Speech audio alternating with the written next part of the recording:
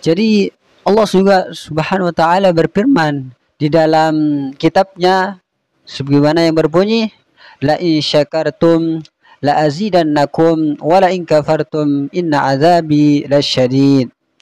Yang artinya, barang siapa yang merasa bersyukur atas nikmatku, kata Allah, maka akan kutambahkan nikmatnya lebih banyak daripada sebelumnya itu. Dan sebaliknya, apabila kalian mengingkari atau tidak mau bersyukur atas nikmatku, kata Allah, maka akan ku berikan balasan yang sangat pedih. Oleh karena itu, di dalam Al-Quran ini kita bisa mengambil pelajaran bahwa kalau kita mau merasa bersyukur atas nikmat Allah, atau kita selalu bersyukur atas nikmat Allah, maka akan kita diberikan rezeki yang berlimpah dari Allah SWT.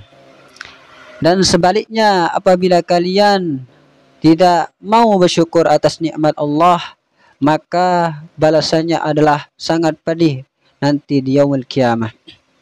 Jadi kita harus berhati-hatilah dalam menerima apapun, baik itu rezeki sedikit maupun banyak, maka terimalah dan bersyukurlah atas rezeki tersebut dengan mengucapkan alhamdulillahirabbil alamin. Baik, selawat dan salam tetap kita curahkan kepada junjungan kita atau patutan kita atau idola kita, yakni yang mulia Nabi Muhammad sallallahu alaihi wasallam beserta keluarga, sahabat beliau dan pengikut hingga yaumul akhir. Dan semoga kita semua termasuk umatnya Nabi Muhammad sallallahu alaihi wasallam. Maka kita harus membaca selawat kepada beliau dengan kita membaca Allahumma salli ala sayyidina Muhammad wa ala ali sayyidina Muhammad. Karena Rasulullah SAW pernah bersabda, barang siapa yang berselawat kepadaku satu kali saja, maka Allah akan berikan 10 kebaikan. Apa itu 10 kebaikan? Yaitu rahmat dari Allah Subhanahu wa taala. Apalagi kita berbanyak-banyak berselawat kepada Rasulullah, maka bagaimana kita diberikan pahala berlipat gandakan kepada kita semua. Baik, langsung saja saya akan menyampaikan tausiah atau pidato dengan tema organisasi dan kedudukan zakat. Jadi jamaah pengajian pada malam hari ini semoga dirahmati Allah Subhanahu wa taala. Di dalam ajaran Islam fikih, masalah zakat ditempatkan pada kitab kedua Daruruf al-Ibadah. Dengan demikian, ibadah zakat menjadi diketahui secara otomatis adanya dan merupakan bagian mutlak dari keislaman, atau sering diistilahkan dengan ma'lumun minad din bid-darurah. Jadi karena begitu urgen kedudukan yang tinggi dalam Islam, dan Allah Subhanahu wa taala menyebutkan dan mengandaikan zakat dengan salat dalam banyak sekali dalam Al-Quran. Bahkan sebagian ulama mengatakan hingga mencapai 82 ayat.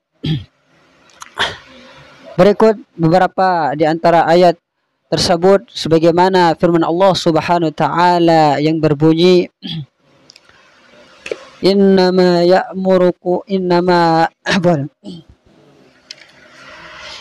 ya'muru masajidallahi man amana billahi wal yawmil akhir wa aqamus shalah wa atuz zakah wa lam yakhshan illallah. Yang artinya, hanyalah yang memakmurkan masjid-masjid Allah ialah orang-orang yang beriman kepada Allah dan hari akhir, yaitu hari kemudian, serta tetap mendirikan salat dan menunaikan zakat, dan tidak takut kepada siapapun selain kepada Allah Subhanahu wa taala. Quran surah At-Taubah ayat 18. Jadi teman-temanku yang saya cintai dan semoga, dan ayat ini menunjukkan kepada kita bahwa di antara karakteristik orang-orang yang memakmurkan masjid masjid Allah dalam makna yang sesungguhnya adalah pertama iman kepada Allah dan hari akhir, dan yang kedua mendirikan salat, dan yang ketiga menunaikan zakat, dan yang keempat takut kepada Allah Subhanahu wa taala. Dan Allah juga Subhanahu wa taala berfirman, fa in tabu wa aqamus shalah wa atuz zakah fa ikhwanukum fid din. Artinya bila mereka bertaubat kemudian mendirikan salat dan menunaikan zakat, maka mereka itu adalah saudaramu seagama. Quran surah At-Taubah ayat 11. Dan ayat ini menunjukkan kepada kita bahwa di antara pilar ulama al-ukhuwah ada al-ukhuwah al-ukhuwah ad-diniyah atau al-ukhuwah islamiyah, yaitu pertama taubat, yang kedua mendirikan salat, dan yang ketiga menunaikan zakat.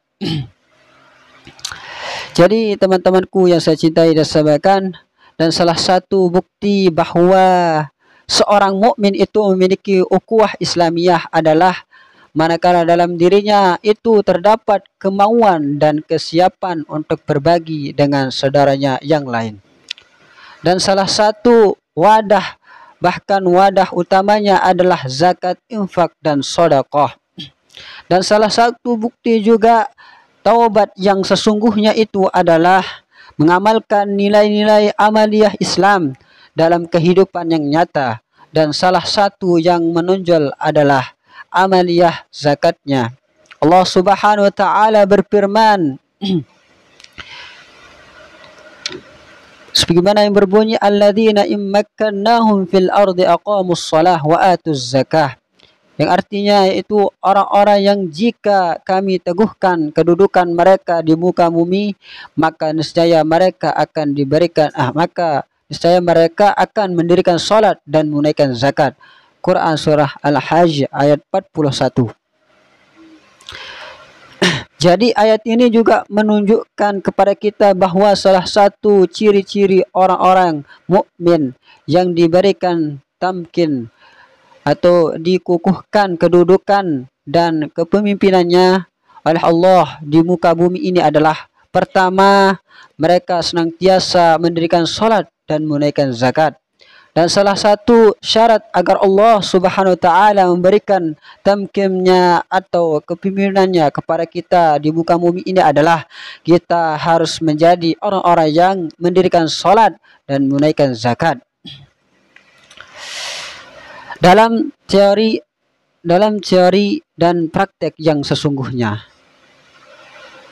Dan semoga kita semua bisa mempraktekkannya dari apa-apa yang sudah kita diperintahkan oleh Allah Subhanahu wa taala. Amin amin ya rabbal alamin. Jadi kesimpulan pidato saya pada malam hari ini adalah terkait tentang kedudukan zakat. Jadi kedudukan zakat ini adalah sangat penting bagi kita semua apabila kita ingin mau diberikan tamkin oleh Allah Subhanahu wa taala atau dikukuhkan kedudukan kita, maka kita harus selalu mendirikan salat dan kita harus selalu menunaikan zakat. Mungkin ini saja yang saya bisa sampaikan, kurang dan lebihnya mohon dimaafkan. Kalau ada kata-kata saya salah, itu datangnya dari saya sendiri, dan kalau ada kata-kata saya benar, itu datangnya dari Allah Subhanahu wa taala. Wallahu muwaffiq ila aqwamit thoriq. Wassalamualaikum warahmatullahi wabarakatuh.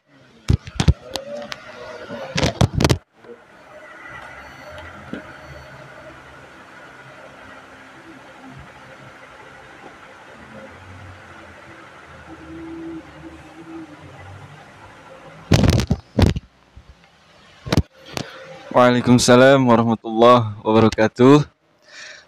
Terima kasih kepada saudara Jamal yang telah memberikan kultumnya kepada kita semua. Kesimpulan dari kultum pada malam hari ini yaitu kita jangan sampai lupa untuk menunaikan ibadah zakat. Karena perlu kita ketahui zakat adalah rukun Islam ke